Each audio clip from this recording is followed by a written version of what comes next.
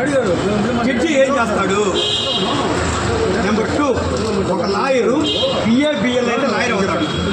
ఒక judge MA LLB అయ్యి ఉండాలి. ఇదంతా రాజకీయ నాయకుల కుట్ర అని రాజ్యాంగంలో క్లియర్గా రాసేసింది. ఇంకా న్యాయవాది జడ్జి అయితే ఆ పోస్టుని తీసేస్తున్నారు. లాయర్గా అయ్యింది జడ్జి అయితే 5 సంవత్సరాలు జైలు శిక్ష ఇచ్చినోడికి తీసుకున్నోడికి.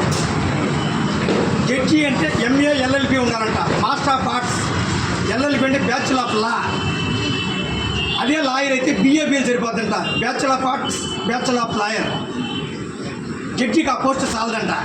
వీళ్ళు ఏం చేస్తున్నారంటే ఈ రాజకీయ నాయకులు లాయర్లను వాడుకునేదానికి జడ్జీలు పోస్టులు ఇచ్చి వాళ్ళని వాడుకుంటున్నారు. జడ్జీలని ఒక లాయర్ అంటే బిఏబిఎల్, ఒక జడ్జి అంటే ఎంఏ ఎల్ఎల్బి ఉండాలి. లాయర్గా ఉండి జడ్జి అయితే ఆ జడ్జికి 5 సంవత్సరాలు జైలు శిక్ష పడుతుంది. రాజ్యాంగంలో క్లియర్గా రాస్తున్నారు. ఈ జడ్జీలని రాజకీయ నాయకులు వాడుకునేదానికి లాయర్ అయిన తర్వాత ఇదిగో జడ్జి, ఇదిగో జడ్జి, ఇదిగో జడ్జి అని పోస్ట్ ఇస్తున్నారు. అది రాజ్యాంగంలో క్లియర్గా రాసింది. లాయర్ అయిన తర్వాత జడ్జి కాకూడదు. లాయర్ అమితమైన పిరికివాడు. పిరికోడికి జడ్జి పోస్ట్ ఇస్తే ఏమైనా జరగద్దా? అది చట్టం.